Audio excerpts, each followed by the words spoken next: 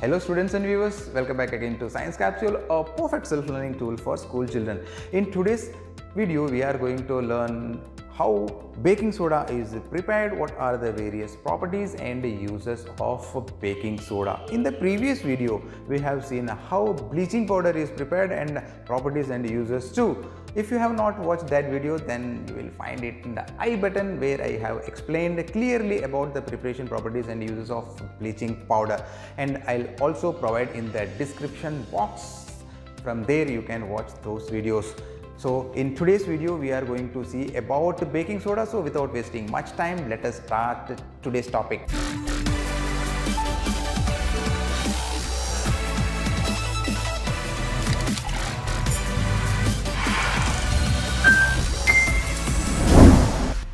Let us understand the preparation of baking soda. Before going to understand about the preparation, we should know the molecular formula of baking soda. Dear students, other name of baking soda is sodium hydrogen carbonate. Yes children, it is sodium hydrogen carbonate.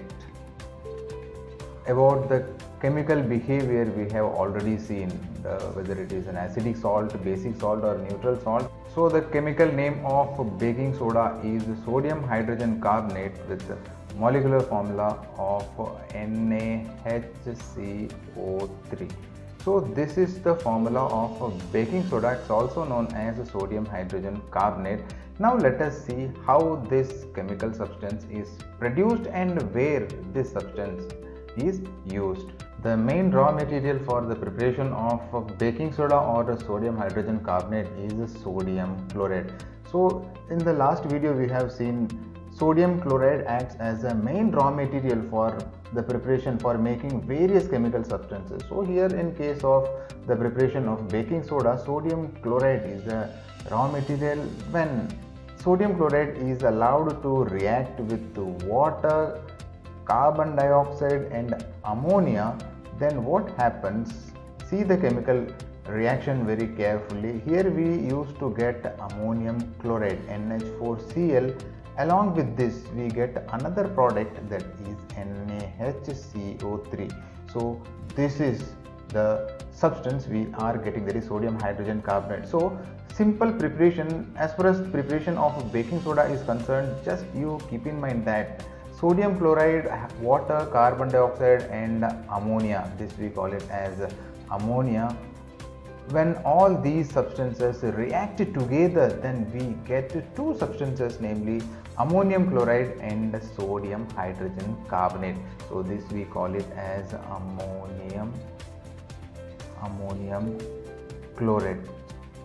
Dear students, do you know the chemical behavior of this salt? We have already found out, right?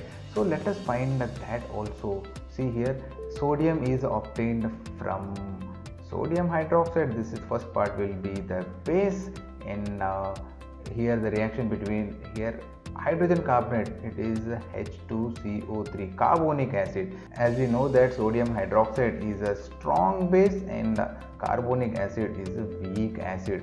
So as we know that the combination of a strong base and weak acid will give you the basic salt. Why? Because here strong is the base, whichever is strong that will be dominated. So here strong, that is basic is the strong one, so salt so obtained will be basic salt.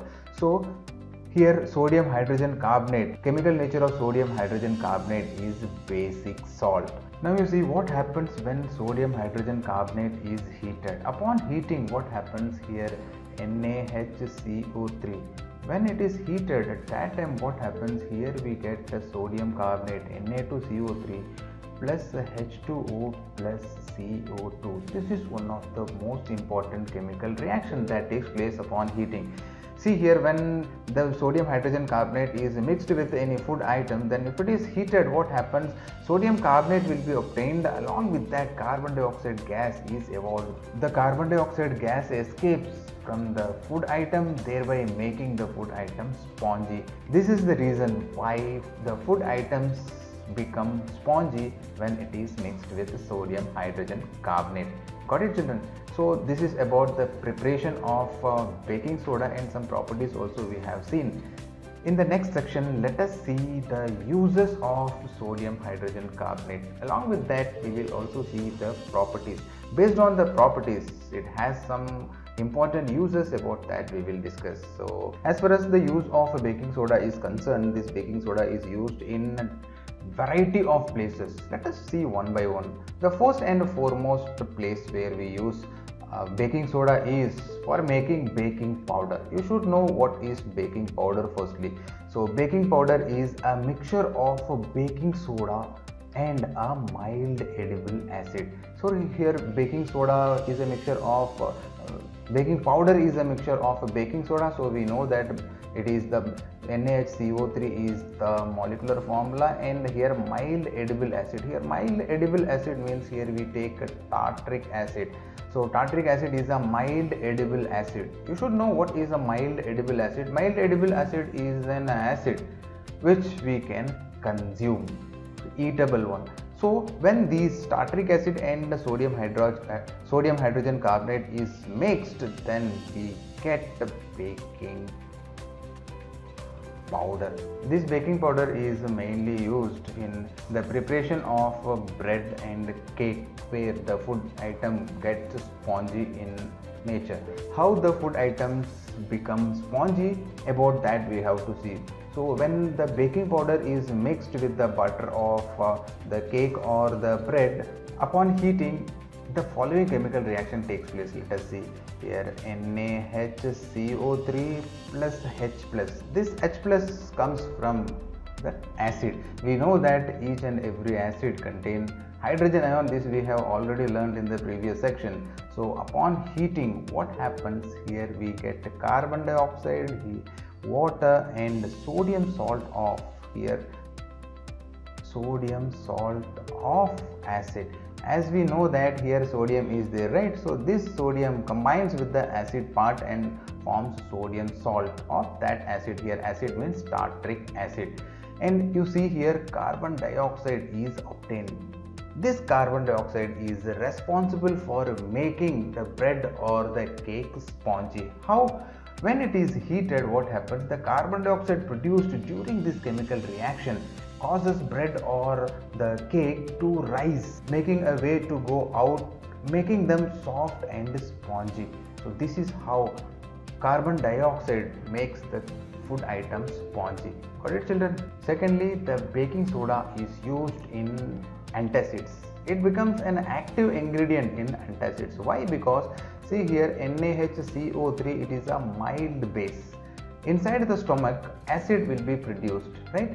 So this is the basic salt. When this basic salt combines with the acid, then what happens? Here neutralization reaction occur. So the excess acid produced inside the stomach gets neutralized by the action of base.